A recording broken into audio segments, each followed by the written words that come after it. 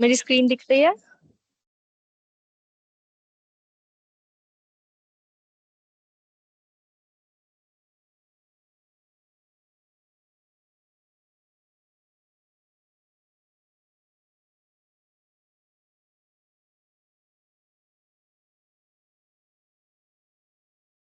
First day पे आपको assignment मिला था बच्चे, आपको करना था why smart agriculture is important. 150 words में लिखना था why smart agriculture is important, कि स्मार्ट एग्रीकल्चर का क्या महत्व है, इसके बारे में आपको 150 शब्दों में लिखना था। मेरी आवाज क्लियर है? कल मैंने बहुत सारे कमेंट्स देखे कि मेरी आवाज क्लियर नहीं थी, तो सॉरी। आज क्लियर है? ओके, तो हम स्टार्ट करते हैं।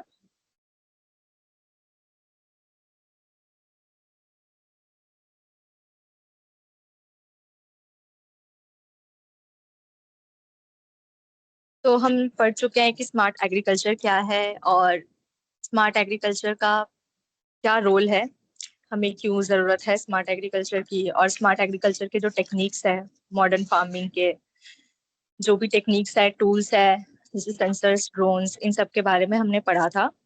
अब हम ये देखते हैं कि ये सब तो हमें टेक्नोलॉजी यूज में आएगी जब, कब आएगी, जब हमें हमारे मिट्टी के बारे में, हमें हमारे अनाज के बारे में हमें पता होगा कि उसकी उसकी हेल्थ कैसी है, हमें उसे कैसे मॉनिटर करना है, उसके बारे में अच्छे से पता होगा, तो हम कोई टूल या टेक्निक उस पर यूज करेंगे। या हम, और हमें ये सारे टूल्स और टेक्निक्स भी हमारी मदद करते हैं उनकी हेल्थ के बारे में जानने के लिए। मिट्टी कैसी है, उसमें नमी कितनी है, उसमें न्यूट्रिशन कितना है, नहीं है, हमें क्या कौन सा फर्टिलाइजर डालना चाहिए, इन सब के लिए हमारी मदद करेगा। मॉडर्न एग्रीकल्चर में बहुत सारे ऐसे टूल्स और टेक्निक्स है जिससे का हम मदद मिलती है। तो आज हम जानेंगे कि सॉइल और क्रॉप का मैनेजमेंट कैसे करना है और वो क्यों जरूरी है। ठीक है, हम सॉइल के बारे में जानेंगे और उसके मैनेजमेंट के बारे में जानेंगे। तो आज हमें पता चलेगा कि सॉइल का हेल्थ हमें जानना जरूरी क्यों है। चलो, उसके हेल्थ के बारे में तो जान लेंगे, लेकिन हेल्थ के बारे में जानना जरूरी क्यों है। क्रॉप किस बेसिस पे सेलेक्ट करते हैं, ठीक है? जैसे ऐसा नहीं है कि हमें कोई भी कहीं भी हमें जमीन मिल गई, हमें खेत मिल गया, हम वहाँ कोई भी अनाज उगा देते हैं, नहीं, ऐसा नहीं होता है। हमें उस मिट्टी का, मिट्टी कैसी है, मिट्टी का टेक्सचर कैसा है, मिट्टी हाथ में छूने पे रेतीली है कि चिपचिपी है, कैसी है, उसमें कितना पानी रुक रहा है, कितना नमी पड़ रही है, इन सब के बारे में जानने के बाद हम डिसाइड करते हैं कि हमें उसमें कौन सा फसल उगाना है। तो ये, इसके बारे में आज हम जानेंगे। और फिर हम जानेंगे कि फर्टिलाइजर मैनेजमेंट के क्या क्या प्रैक्टिसेस हैं, कि हमें कौन सा फर्टिलाइजर डालना है, कब डालना है, कितनी मात्रा में डालना है। और फर्टिलाइजर के अलग अलग टाइप भी, जैसे कि ऑर्गेनिक फर्टिलाइजर, इनऑर्गेनिक फर्टिलाइजर और बायो फर्टिलाइजर, इसके बारे में मैं आगे आपको समझाऊंगी। फिर डाटा कैसे हेल्प करता है, जैसे कि हमने कल पढ़ा था कि बहुत सारे एप्स आते हैं, आईओटी डिवाइस आती हैं, जिसके थ्रू हमें प्लांट का डाटा मिलता है, हमारी फसल का डाटा मिलता है, मिट्टी का डाटा मिलता है। तो वो सारे डाटा होने की वजह से किसानों को कैसे फायदा हो रहा है, और मेथड्स के बारे में हम जानेंगे, सॉइल मॉनिटरिंग और क्रॉप मॉनिटरिंग के। तो हम स्टार्ट करते हैं, introduction to soil and crop management. Soil and crop management involves maintaining healthy soil and monitoring crops to improve agriculture productivity. जैसा मैंने बताया है आपको पहले भी कि स्मार्ट एग्रीकल्चर में हम फसल की उपज को बढ़ाने के बारे में सोच रहे हैं। तो वो ज्यादा कैसे इम्प्रूव होगी और कैसे हम बेहतर कर सकते हैं, इन्हीं सब के हम तरीकों को और भी टेक्निक्स को समझ रहे हैं। ऐसा करने से हमें क्या क्या फायदा होगा, मैंने आपको पहले भी बताया कि ऐसा करने से हमारी फसल का उपज ज्यादा होगी, जो हमारी मिट्टी है वो खराब नहीं होगी। जैसे मान लें हमने फसल उगा लेते हैं तो उसके बाद वो मिट्टी थोड़ी खराब सी हो जाती है, लेकिन उस खराब मिट्टी को अच्छा कैसे बना सकते हैं, जो हमारा खर्चा आ रहा है पूरा फार्मिंग का, उसको हम कैसे कम कर सकते हैं, फसल में लगने वाले कीड़ों को या बीमारियों को हम कैसे दूर कर सकते हैं, ये सब प्रैक्टिसेस हम करते हैं। तो ये सब चीजों से हमें आसानी मिलती है, इन सब चीजों से हमारा इसके बाद है हमारा व्हाट इज सॉइल हेल्थ। तो जैसे हमारा हेल्थ होता है, हमारा ब्लड काउंट होता है, हम ब्लड दे के आते हैं अपना लैब में, फिर वो हमें रिपोर्ट लगा के देते हैं कि आपको हेमोग्लोबिन की कमी है, नहीं है, आपके खून में डायबिटीज है, नहीं है। तो ऐसे ही मिट्टी जो है, उसके भी अंदर बहुत सारी चीजें हैं जो हेल्दी चीजें हैं, जो फसल को अच्छी तरह से उगने में मदद करती है। तो उस उपज को बढ़ाने के लिए सॉइल में, अगर उसका हेल्थ सॉइल का अच्छा है, तो वो न्यूट्रिएंट रिच होगी। न्यूट्रिएंट जैसे हमें खाने के लिए प्रोटीन की, कार्बन की, इन सब चीजों की जरूरत होती है, वैसे सॉइल में भी ये सब चीजें होती हैं, जिससे जिनको फसल अपने जड़ों के माध्यम से लेता है और अच्छी फसल उगती है। तो न्यूट्रिएंट होना चाहिए, उसमें पानी होना चाहिए, ऑर्गेनिक मैटर होना चाहिए। ऑर्गेनिक मैटर क्या होता है? ऑर्गेनिक मैटर इज जैसे नाइट्रोजन वगैरह होता है, नाइट्रोजन, कार्बन, फॉस्फेट, पोटाशियम, ये सब जो है ये ऑर्गेनिक मैटर में काउंट होते हैं। ये सब मिट्टी में होते हैं, या मिट्टी में जो बैक्टीरिया, ये जीवाणु सब होते हैं, बैक्टीरिया, फंजाई, इन सब की मदद मिलती है हमें, तो ये ऑर्गेनिक चीजें प्लांट तक पहुंचती है। ये माइक्रोब्स यही होते हैं, बैक्टीरिया, फंजाई, माइक्रो ऑर्गेनिज्म, मतलब बहुत ही छोटे ऑर्गेनिज्म जो हमको ऐसे डेली आंखों से दिखते भी नहीं है, लेकिन ये हवा में, सॉइल में, पानी में, इन सब में प्रेजेंट होते हैं। तो ये सब चीजों, इनका भी गुड, ये अच्छे वाले भी होते हैं, बुरे वाले भी होते हैं। तो इनका अच्छे वाले माइक्रो ऑर्गेनिजम्स होंगे तो फसल और अच्छी होगी, जो उनको नाइट्रोजन लेने में, कार्बन लेने में, अलग अलग ऑर्गेनिक मैटर लेने में उनकी मदद करते हैं। लेकिन अगर नहीं अच्छे वाले होंगे, तो वो हो सकता है फसल को खराब भी कर दे। जैसे कि ट्यूमर होता है, कैंसरस ट्यूमर्स होते हैं इंसानों में, वैसे ही प्लांट में भी ट्यूमर होता है, तो वो भी माइक्रो ऑर्गेनिजम्स की वजह से ही होता है। तो अगर हमारे पास खराब माइक्रो ऑर्गेनिजम्स है, तो उससे प्लांट की हेल्थ पे अफेक्ट भी पड़ता है। अब हमें पता कैसे चलेगा कि सॉइल जो है हमारी हेल्दी है कि नहीं है? अगर अच्छे से वो पानी सोख रही है, अच्छे से पानी को ऑब्जर्व करके रख रही है, हमारा हमें बार बार पानी नहीं डालना पड़ रहा है, और हमारी जो फसल है वो अच्छी निकल के आ रही है, तो ये एक साइन हो गया। टेक्सचर, टेक्सचर ये कि हम सॉइल को उठा के देख रहे हैं हाथों में, बहुत ज्यादा उसमें कंकर पत्थर नहीं आ रहे हैं, रेतीली सी भी नहीं है ज्यादा, वो बंध रही है कि नहीं बंध रही है मुट्ठी में।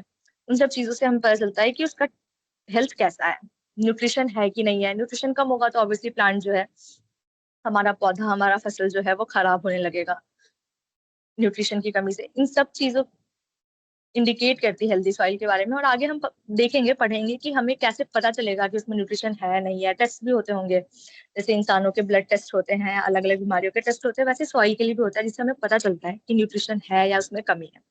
स्ट्रॉन्ग क्रॉप ग्रोथ, ये सब इंडिकेट करेगी कि हेल्दी है कि नहीं सॉइल। अब हमारा सॉइल हेल्थ का पता होना इम्पोर्टेंट क्यों है?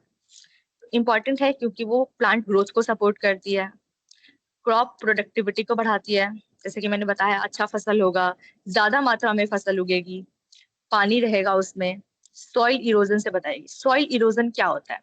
तो ये मैं आपको बताऊं कि जैसे मान लीजिए यहाँ मिट्टी है इतनी, ठीक है, पानी बहता हुआ आया कहीं से, मान लीजिए बहुत तेज बारिश ही हो गई, तो पानी वहां पानी की वजह से मिट्टी जो है वहां की बह के जाती है। तो अगर सॉइल अच्छा होगा, वहां पे जो पेड़ पौधे हैं उनकी जड़ें मजबूत होके मिट्टियों में बंधी होंगी। और वो क्यों बंधी होंगी? अगर सॉइल उनको अच्छा न्यूट्रिशन दे रहा होगा तभी वो बंधी रहेंगी। तो ऐसे में सॉइल जो है अगर यहाँ से बह के नहीं जाती है पानी के साथ, सॉइल इरोजन यही होता है कि मिट्टी जो है वो बह गई पानी के साथ। लेकिन अगर मजबूत मिट्टी है जो पेड़ों की जड़ों से बंध रही है, तो नहीं बह के जाएगी। तो वो भी कम होता है अगर सॉइल की हेल्थ अच्छी हो। न्यूट्रिएंट अवेलेबिलिटी भी बढ़ती है, ज्यादा न्यूट्रिशन, जैसे हम ज्यादा न्यूट्रिशियस खाना खाते हैं, अच्छा खाना खाते हैं, प्रोटीन रिच खाना खाते हैं, कार्बन रिच खाना खाते हैं, तो हम हेल्दी रहते हैं। वैसे ही सॉइल भी हेल्दी रहती है अगर उसमें न्यूट्रिशन अच्छे अमाउंट में रहता है। आगे हम देखेंगे सॉइल टेस्टिंग। जैसे कि मैंने बताया कि इंसानों के लिए ब्लड टेस्ट है, वैसे सॉइल के लिए भी टेस्टिंग टेक्निक्स है।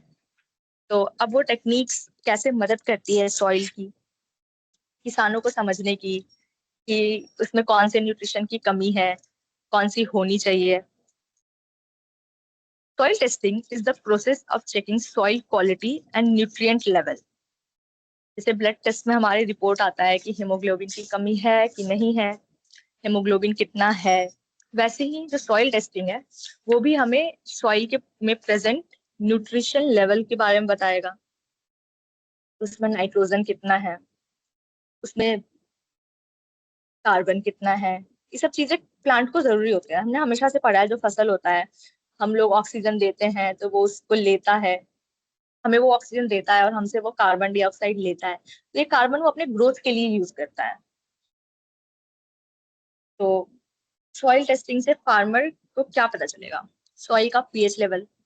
पीएच लेवल ये कि सॉइल जो है वो एसिडिक है कि बेसिक है। एसिडिक है मतलब ज्यादा उसमें हाइड्रोजन का अमाउंट बहुत ज्यादा कम है, बेसिक है ज्यादा है। तो इससे हमें पता चलेगा कि पीएच लेवल क्या है, उसमें कौन सा फसल कम पीएच लेवल पे उगने वाले उगाए इसमें या ज्यादा पीएच लेवल वाले उगाए। फिर न्यूट्रिएंट डेफिशिएंसी के बारे में पता चलेगा। मान लो नाइट्रोजन की कमी है तो हमें पता होगा कि हमें इसमें कौन सा फर्टिलाइजर डालना है जिससे कि ये कमी जो है पूरी हो सके। मॉइस्चर के कंडीशन के बारे में पता चलेगा। फर्टिलिटी स्टेटस के बारे में पता चलेगा कि हम अब मान लो हमने सॉइल का टेस्ट कराया बट हमारे को पता चल रहा है कि उसकी हेल्थ खराब है सॉइल की, तो हमें पता चलेगा कि हम इसमें न्यूट्रिशन डालें फिर उसके बाद हम इसमें क्रॉप लगाएं। वरना हमें ये सब चीजें पता ही नहीं होगी तो हम पहले ही फसल उगा देंगे, लेकिन सॉइल तो हमारी खराब थी तो सारी फसल जो है वो खराब हो जाएगी और सारी मेहनत पानी डालने की या जितने में हमने 3 महीने मेहनत करी या जो भी करी वो कोई फायदेमंद ही नहीं रहेगी। बेनिफिट्स के बारे में देखते हैं हम कि सॉइल टेस्टिंग करने से हमें क्या क्या बेनिफिट्स होते हैं। करेक्ट फर्टिलाइजर यूजेस के बारे में पता चलता है हमें। ऐसे तो हमें लगेगा हम सॉइल ऊपर से देख रहे हैं, हमें क्या समझ कि उसमें कितना डालना है नहीं डालना है, कौन सा फर्टिलाइजर डालना है। लेकिन हम लोग टेस्टिंग करके आ रहे हैं तो हमें पता है कि इसमें नाइट्रोजन की कमी थी या कार्बन की कमी थी या पोटेशियम की कमी थी, तो हम उस हिसाब से उसमें उतना ही फर्टिलाइजर डालते हैं। जैसा कि मैंने आपको कल भी बताया था कि ज्यादा फर्टिलाइजर डालना भी ठीक नहीं है। प्लांट हो सकता है ओवरडोज की वजह से खराब हो जाए या अंत में वो फर्टिलाइजर का जो केमिकल है वो जा हमारे अंदर ही रहा है क्योंकि प्लांट हम ही खा रहे हैं, तो इतना केमिकल हमारे लिए भी सही नहीं है। Better crop selection. अब हमें पता होगा मिट्टी कैसी है, मिट्टी में मॉइस्चर कितना है, मिट्टी का पीएच क्या है, अब मिट्टी कितनी न्यूट्रिशन दे रही है। तो उससे हमें बेटर क्रॉप सिलेक्शन भी होगा कि हमें पता होगा कि हाँ ये वाली मिट्टी जो है इसमें हम ये चीज उगाएंगे तो अच्छा हो गया क्योंकि इसमें ये है और इसमें ये चीजें नहीं है, तो हम इसमें कोई ऐसी फसल उगाते हैं जो इन सब चीजों को झेल सकती है। फिर अंत में यही होगा कि प्रोडक्टिविटी बढ़ जाएगी। Types of soil nutrients. Plant need nutrients for healthy growth. जैसे कि मैंने बताया हमें प्रोटीन कार्बोहाइड्रेट्स हम खाते हैं, हम लेते हैं ताकि हम हेल्दी रहे, वैसे प्लांट को भी जरूरत है कि वो हेल्दी रहे। तो प्लांट सॉइल के थ्रू ही वो सारे न्यूट्रिएंट्स लेती है। तो सॉइल जो है वो न्यूट्रिएंट रिच होना चाहिए, उसमें सारे न्यूट्रिएंट्स होने चाहिए जो प्लांट को जरूरत है, तभी प्लांट अच्छा बढ़ेगा। जो मेन न्यूट्रिएंट्स है उसमें आते हैं nitrogen, phosphorus and potassium. Nitrogen जो है वो पौधों में जो पत्तियां होती है उनके ग्रोथ के लिए अच्छा होता है। फॉस्फोरस जो होता है वो रूट डेवलपमेंट के लिए अच्छा होता है। पोटेशियम जो है वो ओवरऑल प्लांट स्ट्रेंथ के लिए अच्छा होता है। कुछ सेकेंडरी न्यूट्रिएंट्स भी है, ये सारे प्राइमरी न्यूट्रिएंट्स है जो चाहिए ही चाहिए है, ठीक है बिल्कुल ही चाहिए है, और ये सेकेंडरी न्यूट्रिएंट्स है जो इनके बाद हमें रिक्वायर्ड होते हैं, जैसे कि कैल्शियम, मैग्नीशियम एंड सल्फर। देखो जैसे बैलेंस फूड के बारे में हमने पढ़ा होगा कि हमें एक बैलेंस फूड लेना चाहिए कि हाँ सुबह हमें नाश्ते में ये खाना चाहिए, हमें डिनर हल्का करना चाहिए और कम, दिन में हमें प्रोटीन ज्यादा लेनी चाहिए, रात को हमें कार्बोहाइड्रेट ज्यादा लेनी चाहिए, ये हमारा बैलेंस डाइट होता है। वैसे प्लांट का भी हमारा एक बैलेंस डाइट होना चाहिए ताकि और सारे न्यूट्रिएंट्स सही सही मात्रा में होंगे तो क्रॉप जो है हमारा बहुत अच्छे से उपज होगी उसकी और ज्यादा से ज्यादा मात्रा में उपज होगी। और हमें अंत में चाहिए क्या? हमें मॉडर्न एग्रीकल्चर स्मार्ट एग्रीकल्चर से यही रिजल्ट चाहिए कि हमारा प्लांट जो है प्रोडक्टिविटी ज्यादा हो, ज्यादा से ज्यादा एक ही खेत में हम ज्यादा से ज्यादा अमाउंट में फसल उगा सकें, किसानों का फायदा हो, यही चाहते हैं। Then crop selection. अब हमें सॉइल टेस्ट कर लिया, हमें सॉइल के अंदर क्या क्या न्यूट्रिएंट्स है सब पता कर लिया हमने, ठीक है। अब इससे हम क्या आगे करेंगे कि अब हम देखेंगे कि इस वाले फील्ड में हमारा ये न्यूट्रिशन था, ये न्यूट्रिशन था, नाइट्रोजन था, पोटेशियम था, और वाटर लेवल कितना वो स्टोर कर रहा था, उसका मॉइस्चर कितना था, पीएच कितना था, एसिडिक था, बेसिक था। इस वाले खेत के बारे में हमने पता करा, इसमें नाइट्रोजन थोड़ा कम था बट बाकी सारी चीजें पोटेशियम, फॉस्फोरस, ये सब चीजें थी। वाटर ड्रेनेज भी थोड़ा कम था लेकिन ठीक था। तो हम जब ये पता है कि इस वाली फील्ड में ये क्वालिटीज है, इस वाली फील्ड में ये क्वालिटीज है, तो हम क्रॉप सिलेक्शन की तरफ जाएंगे। Choosing crop suitable for specific soil. ठीक है, हम अब ये सेलेक्ट करेंगे कि इस स्पेसिफिक सॉइल पे हम कौन सा क्रॉप ग्रो करेंगे। और मान लो ये दोनों जो खेत है हमारी वो अलग अलग लोकेशन पे है, तो जो आउटसाइड फैक्टर्स, इस सारी तो मिट्टी के फैक्टर्स हो गए कि मिट्टी में कैसा है नहीं है, लेकिन इसके साथ साथ मान लो ये पूर्णिया में था, ये बेगूसराय में था, तो हमें इसके बाद हमें ये पता चलेगा कि यहाँ पे मान लो बहुत तेज धूप निकल रही है बट इधर बेगूसराय में बारिश का मौसम है। तो हमें क्लाइमेट की कंडीशन की वजह से भी हमें भी पता चलेगा यहाँ नमी रहती है, साल भर नमी रहती है, बहुत तेज गर्मी पड़ती है, या ठंडी में हम फसल उगा रहे हैं तो ठंड के हिसाब से भी देखेंगे। तो ये हमें तब क्लाइमेट कंडीशन के हिसाब से भी हमें देखना पड़ता है कि हमें कौन सा क्रॉप लेना है। तो जैसे कि मैंने समझाया, मैं यहाँ पे भी यही लिखा है कि factors that affect crop selection, soil type, climate, वातावरण मौसम कैसा है, वाटर अवेलेबिलिटी, पानी कितना सॉइल ले पा रही है, उस एरिया में हमारे पास कितना पानी है नहीं है, हम कितना पानी दे पाएंगे क्रॉप को, मार्केट में डिमांड क्या है, ये सबसे इंपॉर्टेंट है। एट द एंड किसान क्या चाहता है, उसकी फसल बिके और उसका घर चले। तो मार्केट डिमांड सबसे ज्यादा इंपॉर्टेंट फैक्टर बाद में यही है। ये सब होने के बाद पहले ये सब सबसे ज्यादा जरूरी है कि हम सही फसल उगाएं, तब तो हम उसे मार्केट में जाके बेचेंगे। इसके बाद मार्केट डिमांड भी एक इंपॉर्टेंट फैक्टर है, सीजनल कंडीशंस। इसके लिए हम एक एग्जांपल देखेंगे कि rice grows well in water rich soil while millets grow in dry regions. Okay, millets is बाजरा। तो जो राइस है, चावल, धान जो उगता है, धान ज्यादा वाटर रिच सॉइल में उगता है, मतलब उसमें बहुत ज्यादा पानी चाहिए। मिट्टी जो है वो पानी इकट्ठा करनी चाहिए, पानी को होल्ड करेगी मिट्टी, तभी वो राइस को ज्यादा मात्रा में पानी दे पाएगी। वहीं जो बाजरा है वो रूखे सूखे एनवायरनमेंट में ग्रो कर जाती है, उसको उतने पानी की जरूरत नहीं है। देन हमारे पास है क्रॉप रोटेशन। ओके, तो जैसे कि अलग अलग मौसम में अलग अलग फसल उगती है, हमने भी देखा है कि अलग अलग मौसम में हम अलग अलग फसल उगाते हैं। अगर हम लगातार, मान लो एक खेत है हमारा, इसमें हम लगातार धान धान धान उगाए जा रहे हैं, हर बार धान ही उगा रहे हैं, तो धान को जो जो न्यूट्रिशन चाहिए वो बार बार इस मिट्टी से ले रहा है। ठीक है, एक बार तो इस मिट्टी का वो न्यूट्रिशन खत्म हो जाएगा ना। मान लो नाइट्रोजन जरूरत थी धान को, वो बार बार यहाँ पे उग के उसका नाइट्रोजन ले रहा है, तो अब क्या हुआ, इस सॉइल की तो नाइट्रोजन ही खत्म हो गई, अब ये इस पे धान कैसे उगाएगा, नहीं उगा सकता। तो इसके लिए हम ये चीज का ध्यान रखते हैं कि मान लो इस सीजन में हमने आज धान उगाया, इसने नाइट्रोजन लिया, ठीक है, अब इसमें नाइट्रोजन थोड़ा कम हो गया लेकिन बाकी सारी चीजें तो हैं, तो अब हम इसमें यहाँ पे हम गेहूं उगाएंगे, या हम कोई दाल उगाएंगे, या हम कोई सब्जियां उगा लेंगे। सब्जियां जल्दी उग जाएंगी और कम न्यूट्रिशन लगेगा, धान गेहूं को तो महीने महीने लगते हैं। तो हम ऐसे क्रॉप रोटेशन करते हैं ताकि तब तक सॉइल भी जो है हमारी वो हील हो जाए, उसमें तब तक वो सारे न्यूट्रिशन वापस आ जाए जो हमें जरूरत है। Crop rotation means growing different crops on the same land in different seasons. अलग अलग मौसम में एक ही जमीन पे अलग अलग क्रॉप उगाना के बेनिफिट्स क्या हैं। ये सॉइल फर्टिलिटी को मेंटेन रखती है, जैसा कि मैंने बताया कि अब वो फर्टाइल कम हो जाएगी क्योंकि बार बार उससे नाइट्रोजन ही ले लोगे तो अब दोबारा उस पर धान उग ही नहीं पाएगी। पेस्ट एंड डिजीज को भी कम करता है। अब ऐसे कीड़े मकोड़ों को पता होगा यहाँ तो हर टाइम धान ही होता है, धान ही होता है, तो वो बार बार आएंगे कि यहाँ पे वो हमें धान मिल रहा था, हमें धान मिल रहा था, हम यही चलते हैं। लेकिन अब उसे वो आएगी, वो देखेगी जो उसको चाहिए था वो था ही नहीं यहाँ पे, तो वो पेस्ट का भी जो अमाउंट है वो कम हो जाएगा। Improve soil nutrients, increases productivity. At the end productivity हमें सबसे ज्यादा जरूरत है। इसका एक बहुत अच्छा एग्जांपल है ग्रोइंग लेग्यूम्स। लेग्यूम्स में आते हैं आपको दाल, चने, ये होते हैं लेग्यूम प्लांट्स। तो दाल चने आफ्टर गेहूं, गेहूं के बाद हम दाल चने उगा रहे हैं, तो नाइट्रोजन लेवल जो है सॉइल का वो इंक्रीज हो जाता है। लेग्यूम के प्लांट जो होते हैं उसमें नीचे जड़ों में राइजोबियम भी होता है, ये लोग साथ में ही उगते हैं। राइजोबियम यहाँ पे नाइट्रोजन नाइट्रोजन की लेवल को इंक्रीज करता है मिट्टी में। ठीक है, ये एक एक माइक्रो ऑर्गेनिज्म है, जो मैंने पीछे बताया था, माइक्रो ऑर्गेनिज्म है। तो ये मिट्टी में आपके नाइट्रोजन के लेवल को बढ़ाता है। तो जब तक आपने गेहूं उगाया था, गेहूं सारा नाइट्रोजन ले गया, तो हमने यहाँ पे उगा दी दाल और चने। तो इसके जो रूटों में राइजोबियम है वो यहाँ पे नाइट्रोजन के लेवल को बढ़ा दिया। अब अगले अगले सीजन में हम यहाँ पे फिर से गेहूं उगा सकते हैं।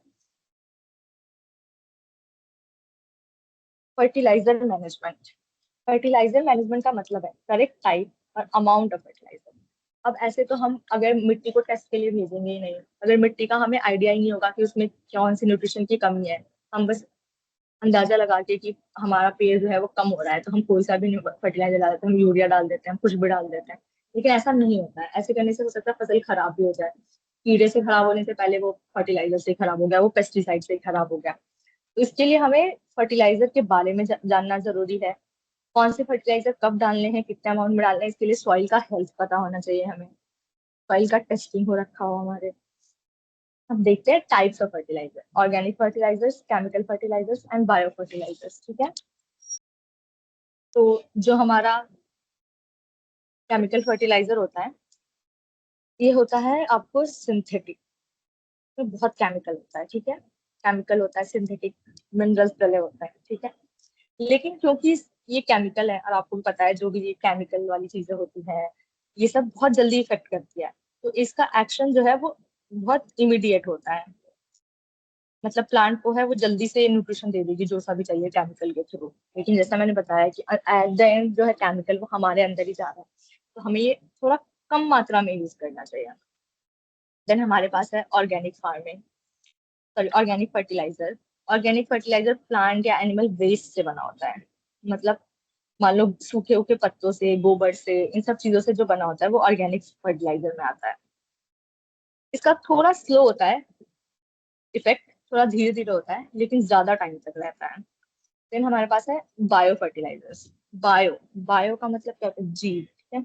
तो हम लोग इसमें माइक्रोब्स, जैसे मैंने पीछे बताया था माइक्रो ऑर्गेनिज्म, तो माइक्रो ऑर्गेनिजम्स का यूज करते हैं सॉइल का हेल्थ इंप्रूव करने के लिए। और क्योंकि ये नेचुरल है, ऑल नेचुरल, तो ये एक बार डल गया ना, तो फिर ये कंटिन्यूअसली सॉइल को न्यूट्रिशन देता रहेगा नेचुरली, जब तक जरूरत है। गुड प्रैक्टिसेस में क्या आता है? अगर हम फर्टिलाइजर यूज कर रहे हैं तो हमें ओवर यूज नहीं करना है। सॉइल टेस्ट की रिपोर्ट के बाद ही हमें यूज करना है कि हाँ कौन सा नाइट्रोजन, हमें कौन सा फर्टिलाइजर डालने की ज्यादा जरूरत है, उस हिसाब से। और फर्टिलाइजर हमें पूरे सॉइल में इवनली डालना है। अब फिर हम इवनली डालने मतलब बराबर मात्रा में पूरे सॉइल में डालना चाहिए। तो ये हम अगर हम मैनुअली अपने हाथों से करने जाएंगे तो हो सकता है कहीं ज्यादा कहीं कम कहीं रह भी जाए। लेकिन जैसे कि मैंने कल पढ़ाया था, ऑटोमेटेड ट्रैक्टर्स आते हैं, तो ट्रैक्टर को पता है यहाँ से यहाँ जा चुका है, फिर वो यहाँ से यहाँ आएगा, तो ऐसे पूरे में फर्टिलाइजर जो है इवनली डल जाएगा। या ऊपर ड्रोन की मदद से भी डालते हैं, ड्रोन की मदद से भी फर्टिलाइजर ऊपर से स्प्रे किए जाते हैं, तो वो भी डल गए। अब हम डिफरेंस देखते हैं ऑर्गेनिक और केमिकल फर्टिलाइजर का। ऑर्गेनिक नेचुरल बना हुआ है एनिमल और प्लांट वेस्ट से। केमिकल फैक्ट्री मेड है। Improve soil health, quickly improve कर रहा है। ये वाला जो है आपको सॉइल हेल्थ को अच्छा कर रहा है, लेकिन थोड़ा स्लो है। लेकिन कर रहा है जब तो अच्छे तरीके से कर रहा है। ये वाला जल्दी से कर देगा और जल्दी से खत्म भी हो जाएगा। ये इको फ्रेंडली है, इसका कोई साइड इफेक्ट नहीं है, कोई केमिकल वेस्टेज नहीं है, कोई कुछ नहीं बचेगा, लेकिन इसमें फास्टर क्रॉप रिस्पॉन्स है। इसमें थोड़ा टाइम लगेगा कि हाँ धीरे धीरे फसल ऑब्जर्व करेगा न्यूट्रिएंट्स को, धीरे धीरे लेगा अपने में, और फिर वो धीरे धीरे इफेक्ट देगा। लेकिन इसमें फटाफट से आ जाएगा। तो लोग केमिकल वाला फर्टिलाइजर जल्दी यूज करना चाहते हैं क्योंकि फटाफट रिस्पॉन्स देती है, लेकिन ये हमारे हेल्थ के लिए तो खराब है। Low nutrient release, fast nutrient release. और कभी कभी अगर हम चाहे तो हो सकता है कि हमें लगे हमें बहुत जल्दी रिजल्ट चाहिए ही, अब कटाई का टाइम है, उससे पहले फसल खराब हो जाएगी, तो हम दोनों को मिक्स करके भी अच्छी तरीके से यूज करेंगे, बैलेंस्ड वे में। तो हमें सस्टेनेबल फार्मिंग मतलब वेस्टेज भी नहीं आएगी ज्यादा। जैसे इको फ्रेंडली है, सस्टेनेबिलिटी में इको फ्रेंडली चीजें यूज करना होता है, तो सस्टेनेबल फार्मिंग में आ जाएगा।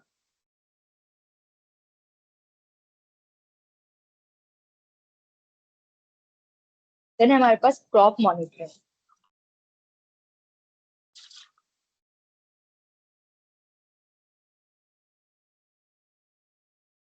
Crop monitoring means regular checking crop growth और उसकी हेल्थ को। फार्मर जो है वो प्लांट ग्रोथ को मॉनिटर करते हैं, उसके पानी की नीड को मॉनिटर करते हैं, पेस्ट ने अटैक कर कीड़े मकोड़े तो नहीं लग गए हैं ये देखते हैं, न्यूट्रिएंट है कि नहीं, कमी तो नहीं हो गई है, और कोई डिजीज तो नहीं होगी, कोई बीमारी तो नहीं हो गई पेड़ को, कोई कीड़ा तो नहीं लग गया है। इन सब चीजों को मॉनिटर करना है इस क्रॉप मॉनिटरिंग। इसके लिए टूल्स जो यूज करते हैं मैंने आपको कल भी पढ़ाया था, sensors, drones, mobile apps, cameras, इन सब का यूज करके इन सब चीजों के बारे में ध्यान रखा जाता है। बाद हमारे पास data based decision making. Data based farming use data to make better farming decision. जैसे कि आपने यहाँ पे देखा कि ये जो मोबाइल एप्स है, ड्रोन्स है, सेंसर्स है, ये सारी चीजें जो है एक डाटा कलेक्ट करती है हमारे सॉइल से कि उसमें कितना, किस चीज की कमी है, किस चीज की नहीं है। फिर ड्रोन जो है ऊपर से देखती है कि यहाँ पे सॉइल इस हिस्से का कैसा है, इस हिस्से का कैसा है, वो सब मॉनिटर करते हैं और हमें मिलता है एक डाटा। अब हमारे पास एक डाटा होगा हमारे सॉइल के बारे में, इस खेत में हमारे पास कितना, कैसा सॉइल है, हेल्दी है नहीं है, न्यूट्रिशन रिच है कि नहीं है, ये वाले खेत में कैसा है। तो हम अलग अलग डिसीजंस ले पाएंगे। वो डिसीजंस कैसे कि हमें इस खेत में कौन सा फसल उगाना है, इस खेत में कौन सा फसल उगाना है, कब उगाना है, नहीं उगाना है। वेदर रिपोर्ट्स भी मिलती हैं हमें, डाटा में क्या क्या रहता है। यहाँ पे मैंने आपको कल भी बताया था कि हमें जो ड्रोन्स है, सेंसर्स है या मोबाइल एप्स है, वो कौन कौन से डाटा देती है। तो वेदर रिपोर्ट देती है, सॉइल मॉइस्चर लेवल देती है सेंसर्स के थ्रू, वेदर रिपोर्ट जीपीएस के थ्रू।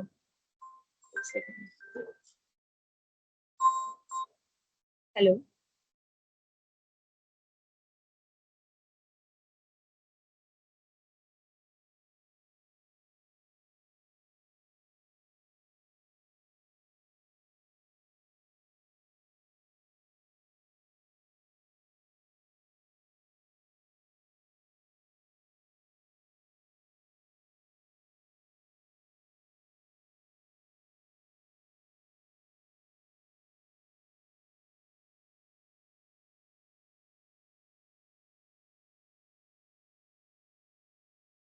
सॉरी। हाँ, तो हम कहाँ थे कि मॉडर्न फार्मिंग फार्मिंग जो है वो डाटा का यूज करती है बेटर फार्मिंग डिसीजंस के लिए। मैंने आपको कल भी बताया था कि जीपीएस के थ्रू वेदर रिपोर्ट्स मिलते हैं। वेदर रिपोर्ट्स तो हमें ऐसे भी मिलते हैं कि हाँ आज बारिश होगी नहीं होगी, फार्मर्स के लिए भी वो डाटा यूज में आता है। सॉइल मॉइस्चर हमें सेंसस के थ्रू पता चलता है, क्रॉप के ग्रोथ का इंफॉर्मेशन भी हमें पता चलता है, ये भी ड्रोन्स वगैरह के थ्रू हमें पता चलती है। पेस्ट और डिजीज डाटा, इन सब के बारे में हमें पता चलता है। और इससे हमें बेनिफिट्स क्या मिलते हैं, बेटर प्लानिंग, वेस्टेज कम होती है और प्रोडक्टिविटी बढ़ती है। Technologies in soil and crop management.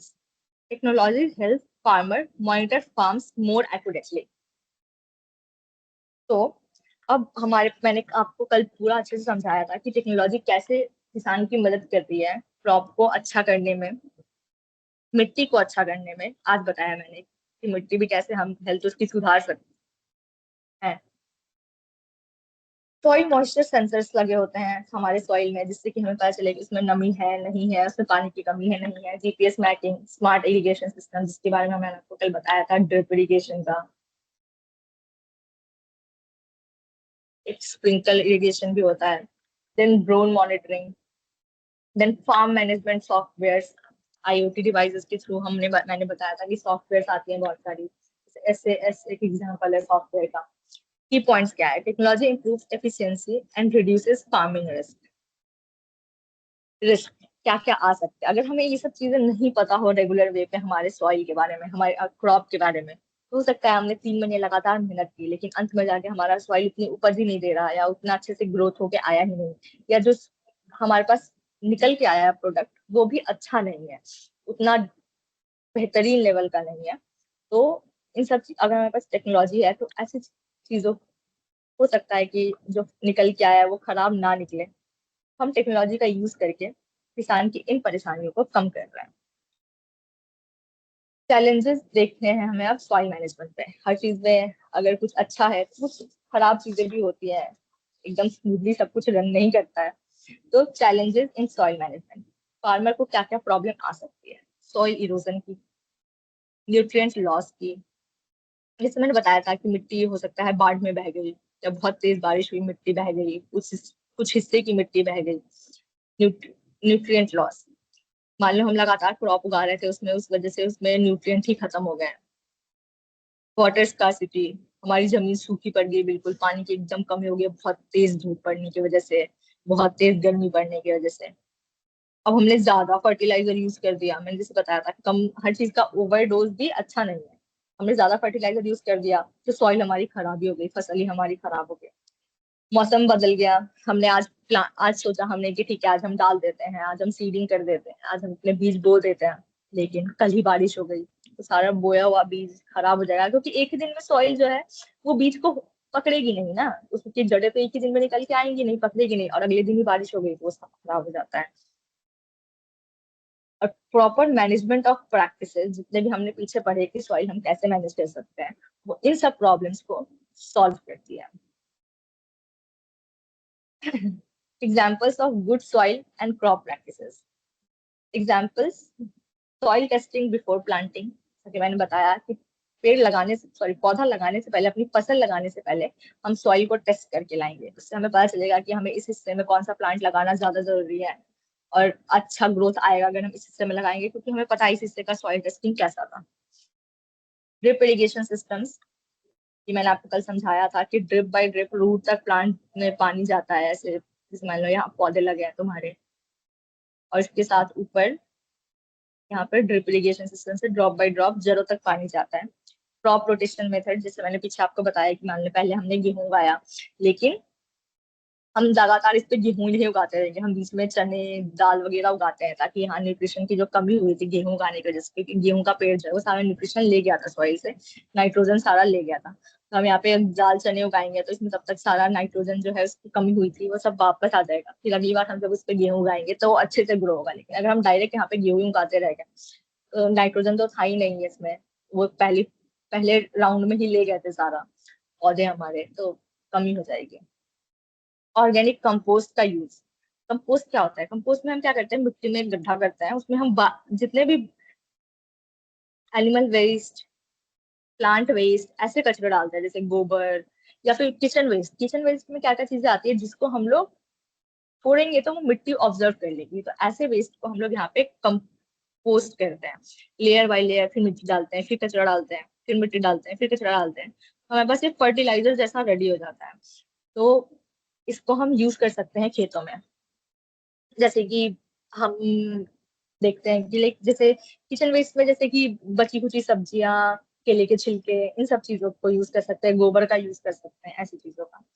Timely fertiliser application. अब हमें अगर लैब रिपोर्ट आ चुकी है, सॉइल टेस्ट करके है कि कैसा है नहीं है, तो उसके हिसाब से हम प्लानिंग करेंगे कि कब फर्टिलाइजर, कितना फर्टिलाइजर डालना है, कितने टाइम के बाद डालना है। ये सारे मेथड्स जो है लॉन्ग टर्म सॉइल प्रोडक्टिविटी को इंक्रीज करते हैं। देन हमारे पास ये एक्टिविटी है, ये देख लो, फिर मैं पीपीटीज बैक कर दूंगी तो तुम लोग स्क्रीनशॉट्स ले लेना। कल लोगों ने कहा था कि वो स्क्रीनशॉट्स नहीं ले पाए थे। स्टूडेंट्स, आपको ये करना है कि डिफरेंट सॉइल के एग्जाम्पल्स इकट्ठे करने हैं, और क्रॉप्स के। ऐसे आपको डालना है, जैसे कि सैंडी सॉइल हो गया, रेतीला सॉइल है, ठीक है, इस सॉइल पे कौन कौन सा फसल उगेगा। लोमी सॉइल, इस पे कौन सा फसल उगेगा, ये सबसे बेस्ट सॉइल होती है। लोमी सॉइल हो गया, फिर क्ले सॉइल हो गया, ऐसे सॉइल के टाइप्स होते हैं, ठीक है। तो अब इन कौन से टाइप ऑफ सॉइल पे कौन सा फसल अच्छे से ग्रो करेगा, इसके बारे में आप लोग कल असाइनमेंट लेके आना, ठीक है। दो तीन मैं बताती हूँ, जैसे कि जो सैंडी सॉइल है वो, जैसे रेतीली मिट्टी कहते हैं, ये थोड़ा बहुत पानी होल्ड करती है, आपको पता ही है रेत से पानी बह जाता है, वो जमा नहीं करके रह पाती, तो इस मिट्टी में थोड़ी बहुत रेत होती है, तो रेतीली सॉइल होती है, कम मॉइस्चर होल्ड करता है। इसमें हम उगा सकते हैं गाजर, मूली, तरबूज, मूंगफली, ये सब उगा सकते हैं। हमारे पास जो लोमी सॉइल है ये आइडियल सॉइल होती है, मतलब ये सबसे बेस्ट सॉइल होती है किसी भी चीज को उगाने के लिए। इसमें हम लोग टमाटर उगा सकते हैं। लोमी सॉइल दोमट सॉइल होती है, मिट्टी के बारे में सुना होगा आपने, दोमट मिट्टी, तो इसमें हम टमाटर उगा सकते हैं, मक्का उगा सकते हैं, मटर उगा सकते हैं, चने उगा सकते हैं। देन हमारे पास ये जो क्ले सॉइल है, इसका इसमें पानी होल्ड नहीं करता है, इसमें पानी ऊपर ऊपर रह जाता है, ठीक है। जैसे आपको पता है ये क्ले जो होता है, मतलब ये गीला गीला लगेगा, लेकिन पानी इसमें अंदर ऑब्जर्व नहीं हो रहा भाई, प्लांट को उतने अच्छे से दे नहीं पाएगा। इसमें हम लोग ऐसी चीजें उगाते हैं, गोभी, चावल, नाशपाती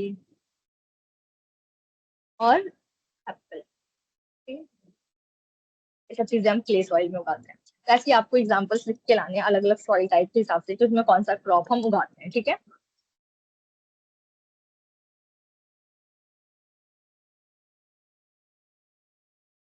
और असाइनमेंट, ये असाइनमेंट आपको कल के लाना है।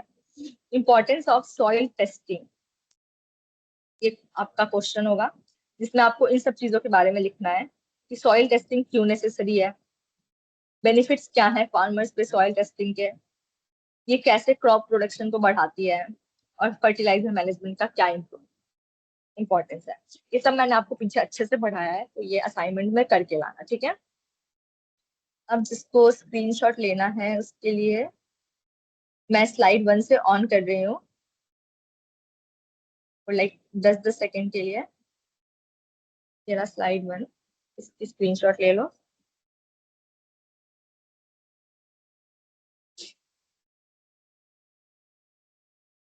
इसकी भी ले लो।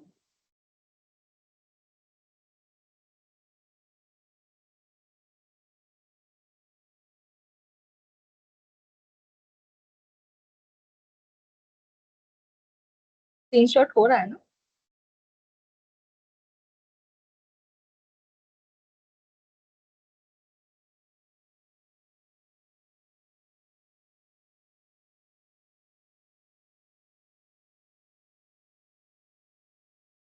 तुम लोग स्क्रीनशॉट ले पा रहे थे? ठीक है, तो ले लो वापस।